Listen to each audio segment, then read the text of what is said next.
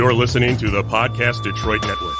Visit www.podcastdetroit.com for more information.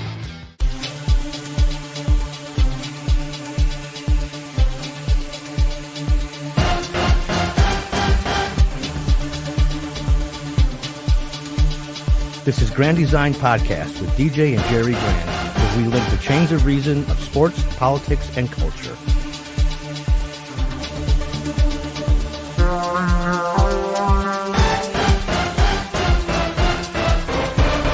Welcome to episode 17 of the Grand Designs Podcast. I'm DJ Grand, and I'm here with my brother as usual. Hello. Jerry, and also hopefully for the whole time, Ryan this week. Yeah. Hey, how's it going? Just to let you know how to get a hold of us or where to find us, you can listen to us on iTunes, Facebook, SoundCloud, now on iHeartRadio, Spotify, Stitcher. You can go to Patreon, and if you want to become a patron, that'd be great. We'd appreciate anything you can give us. And of course on podcastdetroit.com. Today's episode, we're going to be talking about professional sports conspiracy theories. And the first one we're going to talk about is the NFL and the 1983 draft. Just to give you a real brief update, or to bring everyone up to date at the 83 draft, it was the greatest NFL quarterback draft up until this current time. And this is going to talk about Dan Marino and John Elway. Mostly Elway, who called his shot like Eli did, that he was the number one pick overall consensus, and the Indianapolis Colts, or at the time, Baltimore Colts, had that pick, and Elway made it clear he was not going to go to the Baltimore Colts. So the NFL did their deeds to make sure Elway would have to go to the Colts. Elway actually brought in a bid that he was going to play for the Yankees because he made it clear he wasn't playing for Baltimore, and he thought that they were going to hold their guns. They're going to draft him anyways, which Baltimore did, and he was going to the Yankees. Now, Elway and Dan Marino had the same agent, Marvin Demoff, and he kept some very, very detailed notes. And these notes that I'm reading from are from that and an ESPN 30 for 30. It's called Elway to Marino. Now, during the draft, early in the day, the Raiders were involved. What they thought they had was a trade with the Bears, the Raiders, and the Baltimore Colts. And what it was, the Raiders thought that they had a deal in place acquiring the rights to Elway. The Raiders saw it. They were going to get the Chicago Bears number 6 overall pick and flip it as a part of a package to then Baltimore Colts for Elway.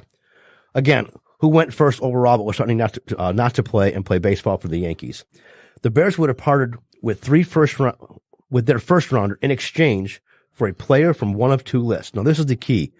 They gave one of two lists. There was an A list and a B list. A list was Howie Long, Ted Watts, or Mike Davis. They get one. The B list was Van McElroy, Ken Hill, or Jeff Barnes. They get to pick one from each of those lists plus the first round pick. So it's a done deal. They're actually reporting it. Now, this is Marvin Demoff talking. The next thing I know, I'm being told that Don Weiss of the NFL office, who was a high-ranking executive senior vice president, called the Bears to confirm whether it was true. Then the deal vanished.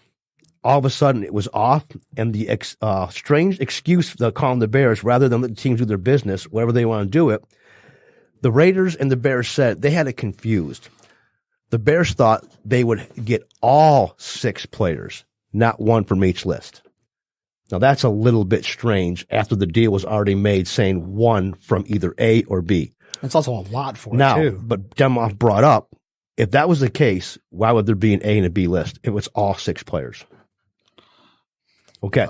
The league obviously orchestrated this whole thing because they were not going to let the Raiders, who I should have said in the beginning, whose owners, Al Davis, was suing the NFL and Pete Rozelle at the time. So they're going through a lawsuit about moving from L.A. to Oakland. I think they're in L.A. at the time. So Al Davis is away from the draft because he's suing. And Roselle's upset with the Raiders. They're not going to let Elway go to the Raiders at no time. So there's where I'm going to basically say that was a conspiracy, that the NFL was controlling where they were going to let. They were deciding where Elway was going to go. Elway was not going to tell them. Now, with Dan Marino, he was more or less, he had a great junior season with Pittsburgh. He had a drop off the senior season, but still ranked as one of the best quarterbacks, a pocket passer in that draft. But the NFL put out some bogus rumors, and Ron Wolf, who was the GM of the Raiders, basically said Marino wasn't on their board because of those false drug rumors. They interviewed Marino's roommate. He wasn't doing drugs. Well, then why would Marino drop to 26 overall for the Dolphins? Basically, Dan Marino was picked number 1 for the LA Express for the USFL. As a kid, he was just going out to judge a bikini contest and went to the press conference where they announced him as the number 1 pick. Did not sign a contract, just went there and appeared and almost like to promote the USFL. NFL didn't like that, so his stock plummeted. And then he drops down. Tony Eason was drafted above him, all because of false rumors. Not just him, Kenny O'Brien. There were a few. Jim Kelly, but you know, some of these guys were good, but Marino and Elway were the top of the class. Nothing like Marino's Marino arm. should not have been the last quarterback pick that draft. There's no way. And there was even one where Pittsburgh had a shot at him, and the Pittsburgh actually said, no, we're going to move on because, Danny, you really shouldn't be at home. Now, the Pittsburgh owner, Rooney, okay, his son was now talking about his dad who's in heaven, and his son basically, his dad was at the end of his life during this draft, and he said, pick Marino. And Dad passed away before the draft. And he even said, I came hearing that, pick Marino. And they basically, why would the Steelers, that's a hometown boy. Now, they use the excuse, no, we had Terry Bradshaw. He had plenty of years. Marino was not going to sit and wait. He had to start right away. Bradshaw broke his leg the next year and was done. Didn't he still wait a year for the Dolphins? Marino came in right away. Well, he waited like 6 games. Woodley played 6 games, and then Marino came in, took it, and then just took off. You know, and he literally had admission. He made that clear. He was going to prove the NFL wrong. My whole point is this conspiracy here for the NFL draft in '83 was absolutely a conspiracy against Al Davis, Marino, and Elway. They orchestrated all 3 to literally tell them. Now, Elway ended up getting where he wanted to with the Broncos. He wasn't going to the Colts. And that's a whole other soap opera in itself. But still, the league had their hand in that draft. So I'm going to say, yes, that year, there was a conspiracy that I'm going to hold true in '83. Well, that's not the only conspiracy from the NFL. This is from 247sports.com, and it's the 14 biggest NFL conspiracy theories that may be true. Number 14 is the league is fixed, period. Go home, go big or go home, teaches the old adage. So we're ending with the top NFL conspiracy theory we could find. The website, The Fix Is In, is run by Brian Toohey. He's an author, and over the years claims sports leagues such as the NFL can fix the outcomes. In short, Toohey has suggested parts of every week in an NFL season are controlled by individuals who aren't playing the games, and has offered explanations on his theories on his website, in books, and during media appearances.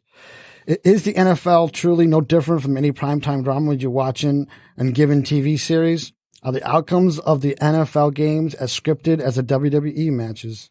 Yes, I'm going to say that's true, and I'm going to use the Tom Brady rule. There are still some Oakland Raiders fans, including John Gruden, who's upset about that, to where Jerry Rice makes it clear, who was on the Raiders, that they stole his Super Bowl ring. At the time, replay was 3 minutes. After 3 minutes, he wasn't conclusive. You go back to the original call. It took like 9 minutes, and at the time, I don't know who was the commissioner before Roger Goodell and between Pete Rozelle, Paul Tagliabue. He basically got on the phone and said, it's the tuck rule. And the head ref said there is no tuck rule. There will be tomorrow. So I agree with that guy. It was scripted. That was called out. Absolutely. He's onto something there. Number 13, the NFL hides or hid concussions. The perception is that the NFL didn't want to lose fans who no longer wanted to watch such a dangerous sport, and also that concerned parents would, upon learning such information, prevent children playing in a game that could ultimately prove to be fatal years down the road. That's happening right now. Is that like the concussion movie? Is that kind of? Yes, that is CTE, correct. There are people on the air, sports personalities saying, I will not let my kid play football unless the kid wants to. But they're going to steer him away. Well, the point of this particular theory is that the NFL blatantly hides them. I'm going to, yes, because they did. They didn't want it. That movie that Ryan's talking about explained just that. Number 12, the NFL hides performance-enhancing drugs tests. For this, the idea is that the leagues happily publicize suspensions and other punishments for certain athletes who fail tests, while at the same time sweep it underneath a figurative rug if a major sports superstar gets popped for violating a drug policy.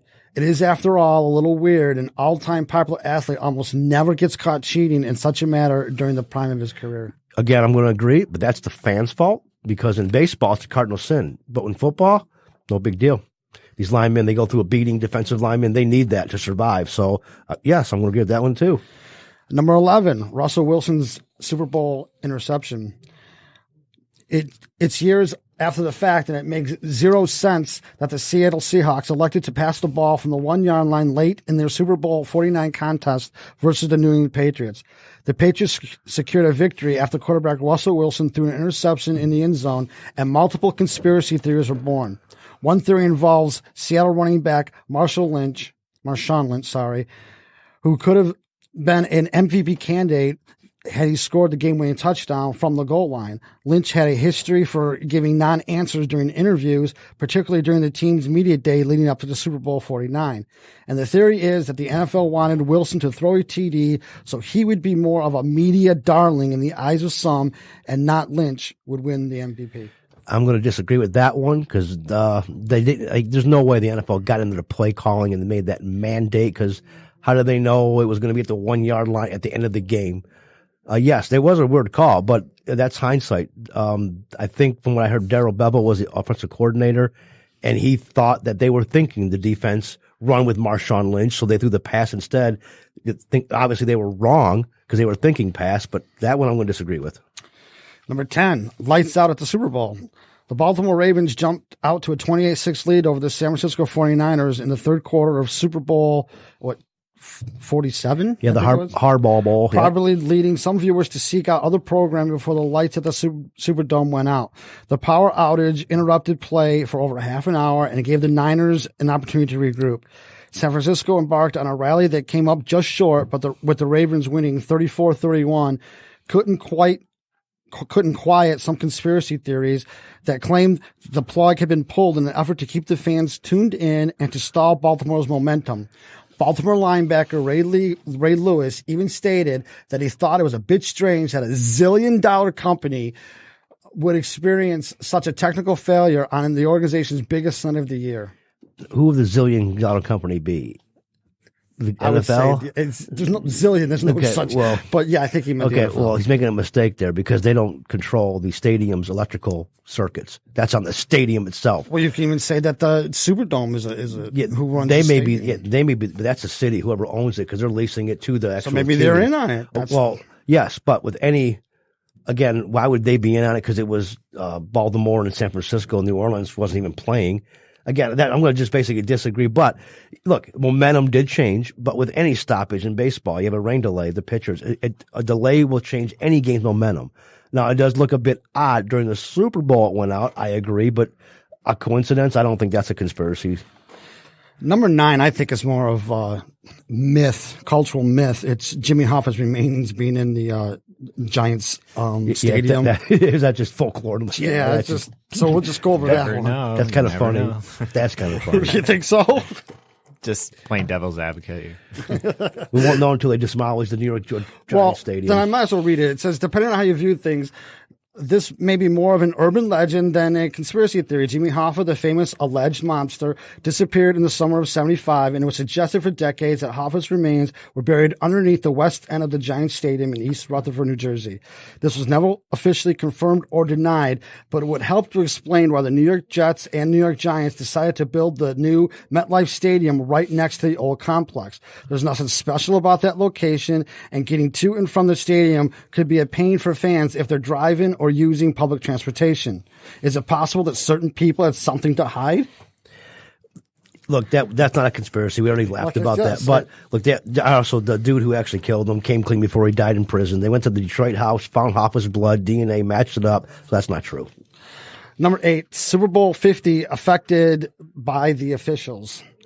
The thought had by some conspiracy theorists, not to mention pockets of unhappy Carolina fans, is that the outcome of the game was fixed so that Manning, one of the league's most beloved players, could retire as a champion.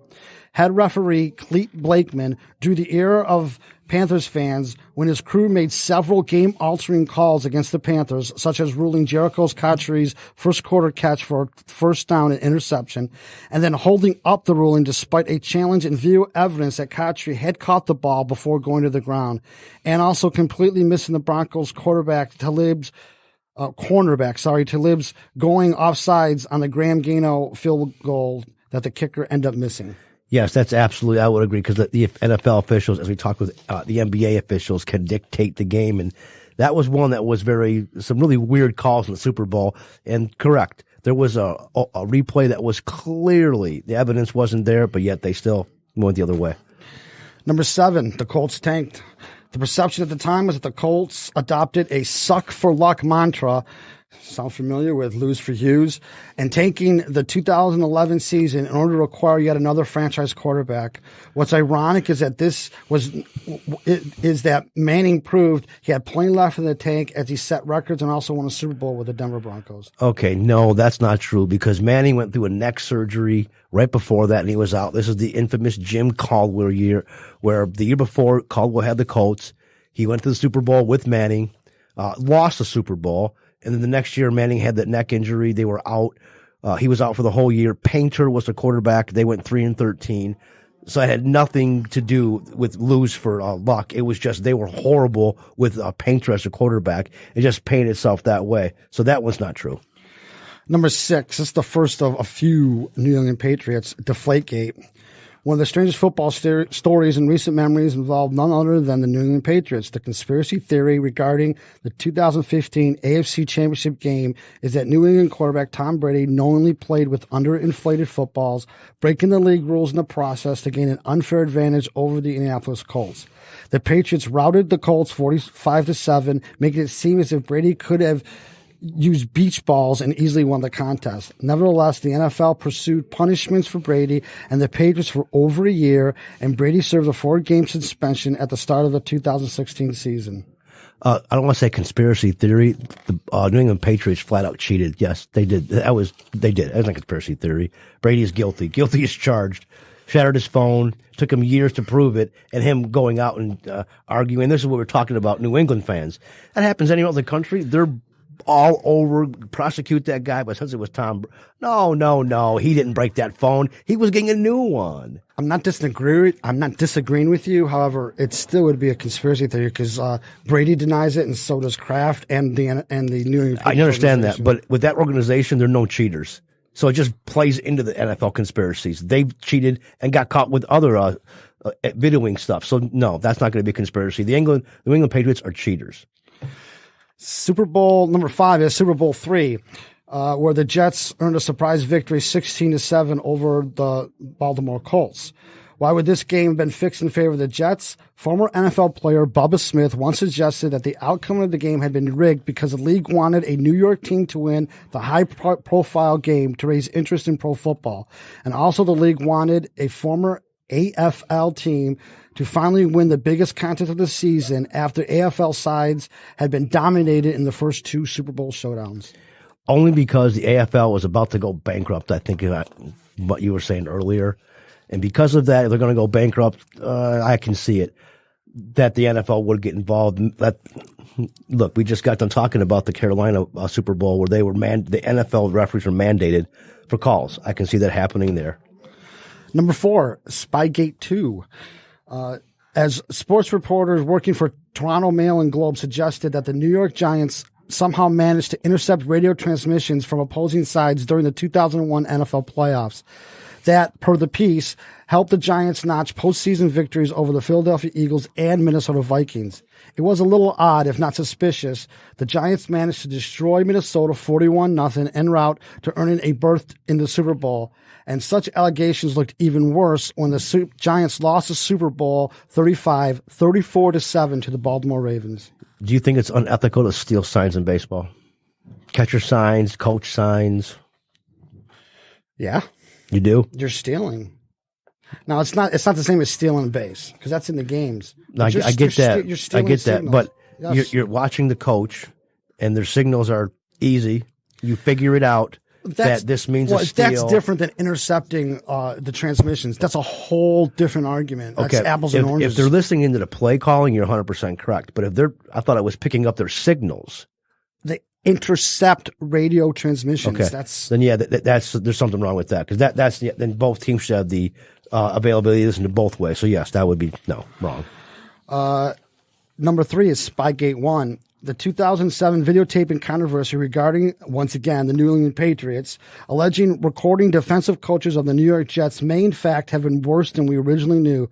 According to an ESPN report released in 2015, the Patriots may have recorded more than one team, and it's also claimed that the Patriots sent undercover advanced scouts to obtain information on upcoming opponents. Again, it's not a conspiracy. The Patriots are cheaters. So...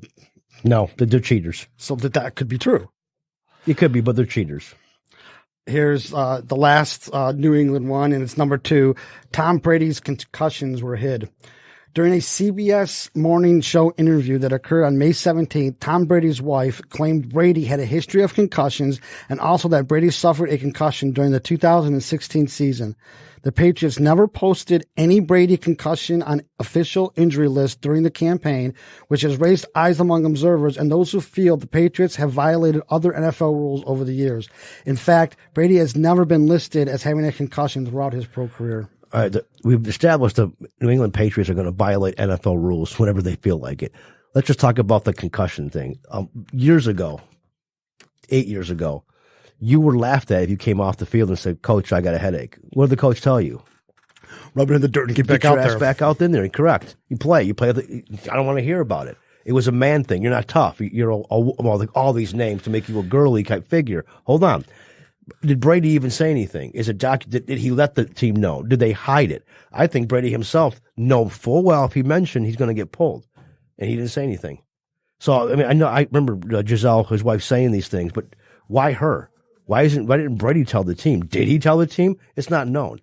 That's why in this time of it's changed with the concussion, they have a spotter now in the NFL. If they see symptoms, they get pulled because of just this to where the players admitted. I played for 3 seasons of Super Bowl with a concussion because they weren't going to tell. I think Brady's just as guilty as anyone else there. Again, the Patriots are cheaters. I think Brady just didn't want to let anyone know. He just wanted to keep playing. I don't blame exactly. him on that. So that's why that's not a conspiracy. Yeah, that happened, but. Okay, the number one conspiracy for the NFL, or theory, and the Browns tanked it in 2006. The Cleveland Browns built a lackluster roster before September 2016, and that squad lost 15 straight games en route to finishing the year with a 1-15 record. Despite the franchise's worst ever season, those running the Browns decided to retain the coaching staff and the team's front office. The idea behind this conspiracy theory is that the Browns went all in on losing and tanked an entire season in order to acquire the first overall pick of the 2017 NFL draft, and selecting a selection the Browns spent on defensive end and top-tier prospect Myles Garrett. The problem I have with that is Myles Garrett hasn't turned into this stud that people thought he was going to be, to where now if they did tank it, they tanked it they didn't get anything. So they could have tanked it, but that's today in Detroit, we talked about this. The fans of Detroit wanted the Lions to tank it. They were promoting tank it for the best pick, number 1 pick, a better pick. Well, that's a gamble. I mean, Jack Hughes for the NHL he's going to be good, but he could end up getting hurt and it could be a bust. Huge gamble. That's why I'm not sure if it's a league conspiracy or because the teams are doing that now. It is a strategy to tank it to get the number 1 pick. But is it going to work? Is that pick going to pan out? Look, they got Baker Mayfield too that year. They had two first round picks. So, I mean, there's another reason. Why would they tank when they got 2 picks? They got theirs and somebody from a trade. So, I don't know. I think the Browns just were horrible. They're terrible. Okay, well, we'll move on from the NFL to the NBA, and we're going to stick with just the lottery because there's a lot of conspiracy going on with the past lotteries for the NBA, including this year's. And then there's 8 top, and this is from the NFL Draft Lottery Conspiracy Theories, and this is from SBNation.com. You mean NBA Draft Lottery? I'm sorry, didn't I say NBA? Okay, NBA Draft Lottery, yes. Number 8. No Xeon for the Big Apple. The NBA manufactures so much drama by having the Pelicans, Grizzlies, and Lakers jump into the top 4 while still keeping the carrot on the string for Knicks fans. If number 1 goes to the Knicks, then everyone goes about their day. It was expected. Knicks fans are happy and the NBA keeps spinning. Now there's any number of possible scenarios and they all benefit the NBA. If the Pelicans trade Anthony Davis to the Knicks, then New York gets its star and the big market dream for the NBA is achieved. If the Pelicans build a super team around Davis and Zion, then the NBA gets one of the biggest local markets to have a can't-miss team. And according to ESPN and ABC's top 10 highest rated local markets, New Orleans is number 3. Well, from what I understood and what I was told, New Orleans is not a place that players want to go to and play. Zion didn't want to go there. He didn't want to get drafted by it. But the Knicks, in this case, screwed up because before the draft even happened, they made an announcement. If they get the number 1 pick, they're trading it to the Pelicans for Davis. So they made their card already know what they were going to do. Now, yes, the Pelicans, for the first time ever, they had a 6% chance to get the number 1 pick, and for the first time, that low of a percentage actually got the number 1 pick. Conspiracy? I don't know. Does the NBA want Zion, a once-in-a-lifetime talent, to be in New Orleans? That's a guy you want in New York. Now, if New York got the number 1 pick, I'd say conspiracy. Well, that was the argument. They have one of the strongest, the third strongest local market. So the NBA would want him there. It wouldn't hurt them anyway. It would help them. The Pelicans are about to move. They're about being again. sold. They first came from Charlotte and then went to New Orleans, and now they're going to move for a third time, or be the second move. Yes. Did they come from Seattle? No, that was the Thunder. But you're correct. Yes, they're talking about moving again, and the owner, I think the Saints owner, owns the Pelicans. It's not a draw. I mean, the market may be there. It's almost like the Miami Marlins down in Florida. They got a market, but nobody comes. So again, you want Zion, and there's a reason why Anthony Davis doesn't want to play in New Orleans. It's not because he's not making money. The guy's making $26 million a year. It could be because they weren't good. No, see, that's just it. They were competing for the playoffs until he came out, and this is where the NBA gets. They never should have said this, but he came out and said, "I want to be traded."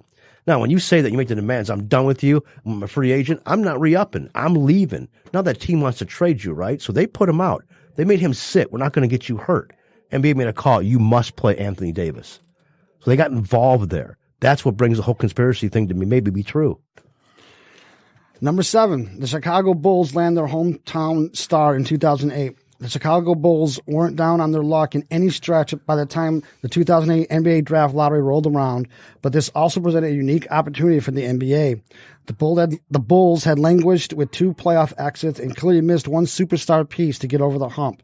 Derrick Rose gave the NBA the opportunity to intervene and solidify the future of the once proud franchise. Rose, a Chicago native, had slotted himself as a top pick along with Michael Beasley and O.J. Mayo. However, as the draft drew near, many believed Rose was going number 1. The Bulls were in need of an upgrade at point guard from Kirk Heinrich, and this was the chance to kill 2 birds with 1 stone from the NBA's perspective. Chicago had just a 1.7% chance of landing the top pick, and it was enough, with the league's help, of course, according to this conspiracy theory. Well, that makes perfect sense because Chicago being a big market, the NBA is an awesome marketing juggernaut. So, yes, they would do everything they can to get Rose to go to that for that reason. So, yes, I would agree with. And the NBA is known for conspiracies, too. Number 6, the Orlando Magic. The year is 1993, and Shaquille O'Neal, a 20-year-old phenom, cruised to Rookie of the Year honors, posting 23.4 points, 13.9 rebounds, and 3.5 blocks a game, a season that regarded as one of the best rookie years in NHL history. The Knicks, the NBA knew that they had a mega superstar on their hands and sought to get him to Orlando. Now, who's that? Shaquille O'Neal or Penny? Shaquille O'Neal. He went to the Lakers, though. But no, I understand and I get that whole thing, but Shaquille O'Neal came out. Now, the NBA, again, yes, this is Tim Donaghy with the referees and market and calling the game to make sure the market team wins. Atlanta didn't win that. Did they win that championship that year? Because the minute I thought they won, he went to the big time with L.A., and that was just the L.A. scene. So, let me finish. Hold on. Entered the 1993 lottery draft. The Magic come on the table with just a 1.52% chance of landing the top picks thanks to their 11th place finish. The Magic win the lottery, of course, trade Chris Webber, who was the biggest draw that year, to the Warriors on draft night for Penny Hardaway and 3 future first-round picks. O'Neal and Hardaway went on to form one of the most exciting tandems in the 1990s, both making multiple NBA All-Star games and leading the Magic to the playoffs for 3 straight years, including the finals in 94-95. I don't think they won it. Yeah, I'm going to say that's not conspiracy because Weber, he was a trade commodity that they weren't going to have Weber and Shaquille O'Neal in the same lineup. So they traded for a guard, Penny Hardaway, and obviously that was successful. No, that's not a conspiracy. Number 5, Ball is a lifeline for the Lakers. We're talking about Lonzo Ball, and with some grand prize worth rigging the lottery over. But this isn't the story of the UCLA point guard going to Los Angeles. The key players in this conspiracy were then coach Luke Walton and executive Magic Johnson, both of whom predicted their top 3 pick with stunning accuracy. In a classic case of saying the quiet part loud, Walton appears on the CBS Sports We Need to Talk and outlines straight-faced how the Lakers were going to get their top pick to build for their future. Yeah, but I think the Ball's father had a lot to do with that too, which is sad to say. But being in another large market, Los Angeles, I could say yes, that's a conspiracy. Well, they're saying because he came up before the draft and said we're getting it for sure.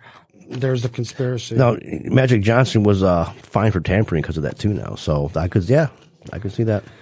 Number 4, the Cleveland Cavaliers' incredible luck. No team in the NFL and the NBA has benefited more from the league's guiding hand than the Cleveland Cavaliers. In 2011, 2013, and 2014, the Cavaliers unpredictably landed the number 1 pick in the draft. Over this time, they never had the worst record in the league. In 2011, the Cavaliers get number 1 in the lottery thanks to having the Clippers pick a 2.8% chance. In 2013, they get number 1 in the lottery with a 15.6% chance. And in 2014, they got number 1 in the lottery with a 1.7% chance, which means 2 of those 3 years, it was below a 3% chance to win. The raw odds of this happening is 1,493 to 1. So improbable, it's functionally shouldn't happen. And yet the Cavaliers kept doing it again, and again. After James left, the Cavaliers were in dire need of a new superstar, and the NBA was there to give them an opportunity time and time again. In April 2019, the Cavaliers had a 50-50 coin flip against the Suns to determine which team would officially receive the ping-pong combinations for the second worst record in the NBA. They won naturally. I'm going to agree. That was a flat-out conspiracy. That was ridiculous. No, for all the time that they were the Cavaliers, that was just ridiculous. I'm going to agree to win all the more picks, although the thing is they didn't do anything with those picks. They just won 1 championship. That was at the LeBron comeback. So, but yes, the league had their hand in on that. Number 3 is Mutombo's knows best. The Philadelphia 76ers had the best chance of landing the number 1 pick on lottery night, but by this point, we've seen time and time again that luck means nothing when it comes to landing the pick. The Sixers had a 25% chance of getting the first pick, but this came after several years of the Cavaliers somehow jumping the worst teams in the league. So there was no guarantee the 76ers would pick number 1, and yet one guy knew. At 4:36 p.m., Mutombo tweeted, "Congrats to the Sixers on grabbing the number 1 spot in the hashtag NBA draft." What time was the draft? It was after that time. Okay, then there you go. Wow. It was even, it didn't even mark, it was timestamped on the tweet. Oops. That kind of proves it right there. I kind of think that all these conspiracies now the draft are true because that right there tells you he knew. How would he know? Come on now. I totally agree. Number 2, Stern makes up for trading Chris Paul in 2002. This is kind of a long one. So George Shine is one of the most notorious owners in the NBA history. Once the king of the Queen City, Shine, or maybe it's Shin, brought the NBA to Charlotte in 1987 after buying the rights to start a franchise, leading to the creation of the Charlotte Hornets. Just over a decade later, he was in the middle of a public trial for kidnapping and sexual assault, which led to the public finding out of Shin's extramarital affairs. Withdrawing from the public, Shin decided to move the Hornets to Charlotte to New Orleans, and a decision some believe was caused by public scrutiny in Charlotte. Despite the Hornets still pulling some of the best attendance figures in the NBA, Shin found a new home for his team.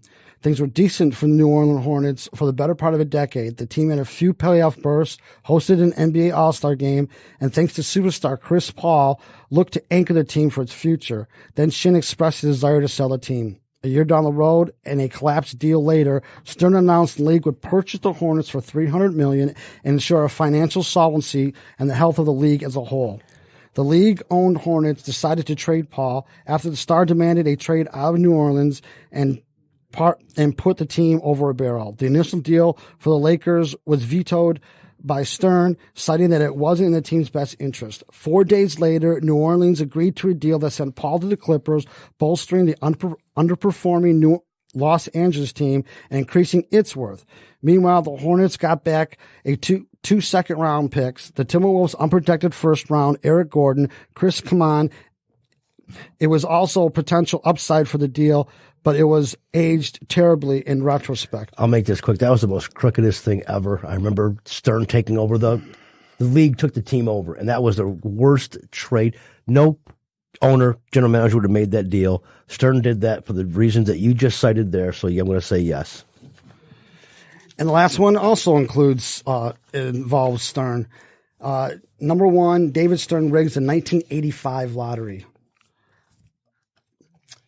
The year 1985, the first time the NBA decided to hold a draft lottery to determine the number one overall pick. The felt form in New York City is buzzing. The league just secured a new broadcast agreement for the draft with the TBS Superstation, and the Knicks were sitting on the third worst record in the league. Everyone knows the Knicks were supposed to get a high pick, but the pressure is still on. The Warriors and Pacers still had worse records, but represented much smaller markets compared to New York.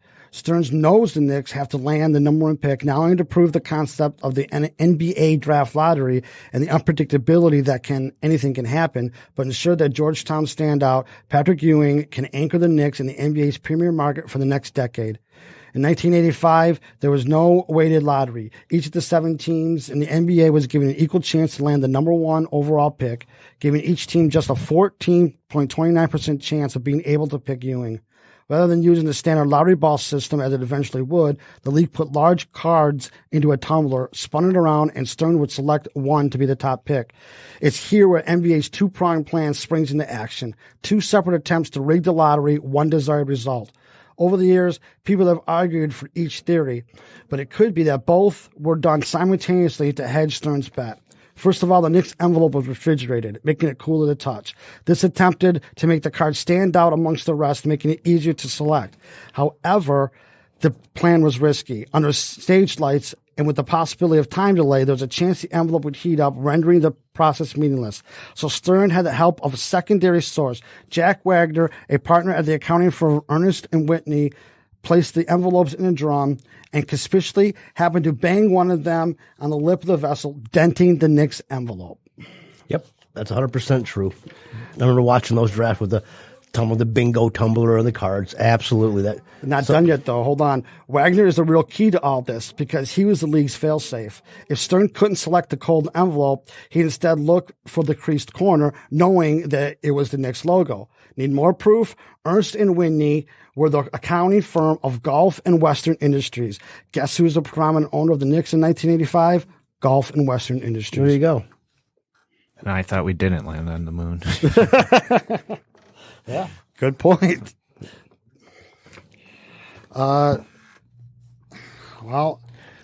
Just the top 3 NHL ones. And then the Major League Baseball, same thing with the top 3.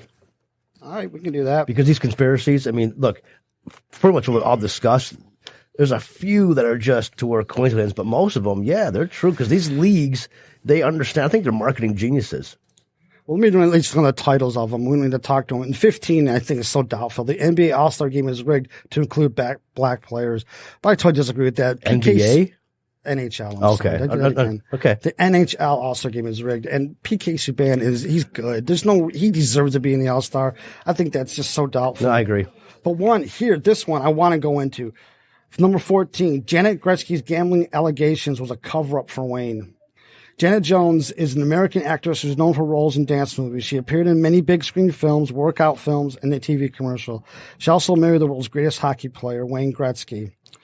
During this time, in 2006, a half dozen NHL players were among the people who were implicated in a sports-based gambling ring alleging financed by Phoenix Coyote assistant coach, and I think that was Rick Tocchet. Tocchet. Yep. Yes. Yep. At that time, the Coyotes general manager and Gretzky's former agent admitted to placing a bet on Super Bowl through Janet. Miss Gretzky released a statement claiming she did not place the wagers on her husband's behalf. It is fairly suspicious that Janice was placing bets in a gambling ring where a bunch of NHL players got implicated. Although she says she did not place on his behalf, the majority of people think it was odd that someone like her would participate in such activities. You know, I was trying to figure out how did this make it, but yet Jordan didn't make it. And that's draft lottery. I just figured it out. But Jordan was doing the same thing. He was suspended from the league for gambling, which is why I went and played baseball. Well, actually, they just covered the whole thing up, which is the same thing here. If I have time to bring up, that is one of the conspiracies in the baseball one. About okay. Jordan being yeah, in there. so that makes sense. But yeah, that's true. I mean, I completely believe that was a conspiracy. Number 13, the NHL is bailing on the 2018 Olympics, or bailed to protect Team Canada because Team USA was looking so good. No. The 1999 Stanley Cup winning goal. You remember this one was with Brett Hall, and he was supposedly inside the blue paint. And going by the rule of the law of the rule. Yeah, he was in the crease. Number 11 was Wayne Gretzky's trade to Edmonton, that was rigged from Edmonton to Los Angeles. Here we go again with the league knowing full well. And after that trade happened, American hockey just skyrocketed. And the league knew that. That's what that could be very well true. Absolutely. I mean, number 10 is totally doubtful that goalies are paid to fix games, that they can let a goal in easily. I think it's highly doubtful. Well, that's point shaving, so no.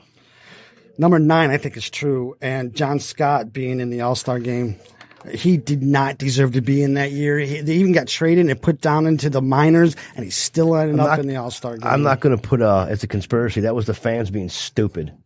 The fans picked him. Yeah, I agree. It's not a conspiracy. Idiot fans. Okay, next. The NHL playoffs are rigged to keep big market teams in longer. Yeah. Absolutely. That's how they make their TV money. Number 6 is the draft lottery is fixed by the NHL. Well, see, all these lotteries, you got people now in Detroit that want the NFL to go to the draft lottery because of the intense, the emotion involved, and it doesn't mean if you tank it, you're going to get number everyone one pick. gets a chance. They want the NFL, the Super Bowl champ, to have a 1% chance to win that lottery and get number one pick. Number 5, I totally believe Canadian teams get calls in their favor to boost playoff ratings. I totally believe that. That's yeah, okay. Number 4, NHL All-Star selections rigged by the league to make the game more fun. No, because that's the big joke right now as far as that game. You had Roenick checking somebody in the All-Star game. It's really just a offensive skill game. No. Okay, now here's the top 3. Number 3, the Pens won the lottery for Sid Crosby so they could stay in Pittsburgh. Oh, look, I've been found to be very strange with the Penguins, like the Cleveland Cavaliers got all these top 3 picks.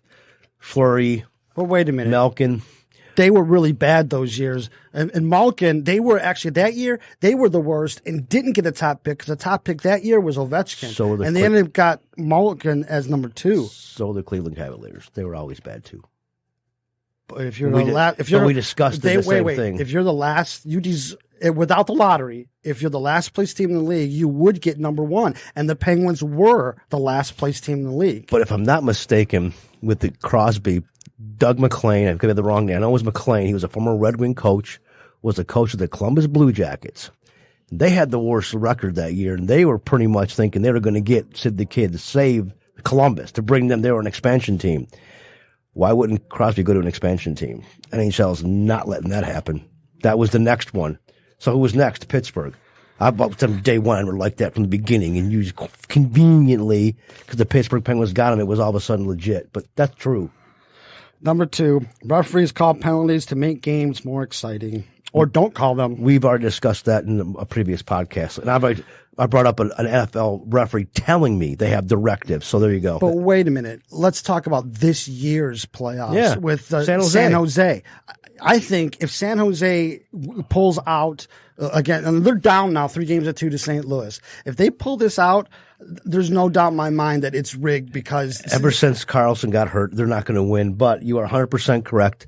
For those that don't know, a hand pass in the offensive zone is a no goal, and for 4 refs not to see it, and for 45,000 people to see it, that's a flat out, absolutely 100%. They were because the rule is if no ref sees it, you can't review it. So 100% yes. And number one, I don't think it's a conspiracy theory at all. I think it's the truth. Teams tank it to get higher draft picks, lose for use. Not a conspiracy. You have that in Detroit to where we've discussed the value of losing is higher than winning. So that's the NHL ones. And now the conspiracy theories for the MLB, baseball. Number 14, Cal Ripken delays the game to hunt for Kevin Costner. Apparently, the theory is in August 1997, well after breaking Lou Gehrig's consecutive game streak, an Oilers game was canceled because Cal Ripken Jr. wasn't going to make it. The reason? Ripken was out on the hunt for actor Kevin Costner, who had slept with Ripken's wife while staying with Cal and his wife. When the Hall of Fame shortstop found him, Ripken supposedly punched Costner in the face, breaking his nose. Yeah, I heard that, but that's not a conspiracy because it happened. But I don't know about being a conspiracy. I mean, that really happened. Well, I'm just reading off that these are from thesportster.com from 2017. Number 13, this was with the Tigers. Prince Fielder was traded to the Tigers because his wife slept around. I've heard that. Number 12, Kevin Mitchell harmed his girlfriend's cat, which, oh well. A cat. Number 11, Tommy Lasorda traded Glenn Burke because he was gay. Now, look, Lasorda, no, that wasn't, I'm going to say he did, that's not a conspiracy. That guy was old-fashioned. He's like Steinbrenner, no facial hair, haircut, and if you didn't get it, the only one that Steinbrenner let go was Catfish Hunter. And who was the other? Goose Gossage. Those guys got to have facial hair. Nobody else did. So I'm going to say that actually happened. It's true. Number 10, the Yankees conspired against A-Rod's contract in an attempt to get out of it. Absolutely, 100%. Once he was came up with the steroids and was in the contract, they went against to actually nullify that. So that's, again, not a conspiracy because it happened. Number 8, Major League Baseball blackballed Barry Bonds in 2007 after, once again, the Belko incident. Absolutely. Number 6, flu-like symptoms are actually hangovers. I could see that. I totally agree. Number 4, the juiced ball theory. At times where Major League wide offense was down, including the 1960s and mid-2010s, Major League Baseball allowed balls to be juiced. There's also theories that the ball was juiced following the 1994 strike-shortened season to revive interest in the sport. They're saying that this year, too, because all the home runs are up, so that's not a conspiracy. Number 3, David Robertson even conspired in Derek Jeter's final home game. In Derek Jeter's final home game, September 26, 2014, Yankee closer David Robinson intentionally grooved pitches to turn a 5-2 lead into a 5-5 tie. In the bottom half of the ninth, Oilers reliever Evan Meek then intentionally allowed Jeter to hit a walk-off single, giving the Yankees a 6-5 win. Wow, that's kind of hard for Robinson to do that, and then to have to blow it like that, to groove those pitches. I don't know, but. Number 2, the Marlins man is working with Major League Baseball, which, okay, so he is. No. Actually, he got kicked out of the Marlins. Jeter said, we don't want you. Go away. We're not going to give you season tickets to be behind our plate. Go wear your Marlins jacket in Chicago. So, no. That guy's just an entitled jerk. I don't know what he does, but he thinks he has a right to every stadium behind the plate in his Marlin visor and jacket. That guy's a jerk. And he goes everywhere, not just no. That's the whole point. Yes, and he thinks he actually applied to every stadium in the league to be behind the plate because he is known as the doctor behind the plate. He is entitled to though. That guy's just a complete psycho. So no. Okay, number 1, Babe Ruth's called shot. And the theory is, in Game 3 of the 1932 World Series, New York Yankees outfielder Babe Ruth pointed to the right field seats at Wrigley Field and promised to hit a home run there in response to taunts from players and fans. On the next pitch, Ruth hit a home run to the exact spot. Now, the film footage is all kind of splotty and, black and white. They actually showed it. He never pointed. That actual game, that actual bat, they brought it up. Literally, and they even stopped it to where, again, the film is very shoddy. What year was it? 13? 1932. 32, same. Okay, it was very shoddy, and what you've seen was like a little bit of emotion with his bat to point in the right center, but he never literally went. One of the says that he took his fingers up and pointed. He never did that. Well, according to this, we know that Ruth pointed, but we don't know what he was pointing at. And this is from his Babe Ruth's own 1948 autobiography. While he was making up his mind to pitch to me, I stepped back again and pointed my finger at those bleachers, which only caused the mob to howl that much more at the time. Root, the Cubs pitcher, threw me a fastball. If I had let it go, it would have been called a strike, but this was it. I swung from the ground with everything I had, and I hit the ball with every muscle in my system. Every sense I had told me that I had never hit a better one, that as long as I lived, nothing would ever feel as good as this. All right, Babe Ruth was the biggest baby. Everything had to be to his attention at his time. They even played a joke with a new Lou Gehrig was a rookie. They told him to go up and to touch his bat, and when he did that, Ruth, no, don't touch the Babe's hickory. I just want to rub it for some luck. He went off on Lou Gehrig for touching his bat. The guy was all about me. Again, I saw that footage. He didn't point his fingers. If anything, it was his bat. So I can see Ruth saying that, yeah, I did it because I am the Babe. Just like he was telling Gehrig, the right field seats are mine. It's a teammate on your team, and he just yelled at you for hitting a home run for your team, and anyone in the park but right field. What does that sound like to you? That guy... Exactly. He just agreed with that to make his image even better, period. I think he saw an alien. He's pointing toward that saucer, eh? Yeah. That's what it was. I guess that's the list of the conspiracies, and some of them true, some of them not. Just going over them. Just if you have your conspiracy that you like to weigh in on, let us know. Get a hold of us. Well, thanks for listening to the Grand Design Podcast. Once again, I want to tell you can find us on and subscribe to us on iTunes, Facebook, SoundCloud, iHeartRadio, Spotify, Stitcher, Patreon, of course at the podcastdetroit.com.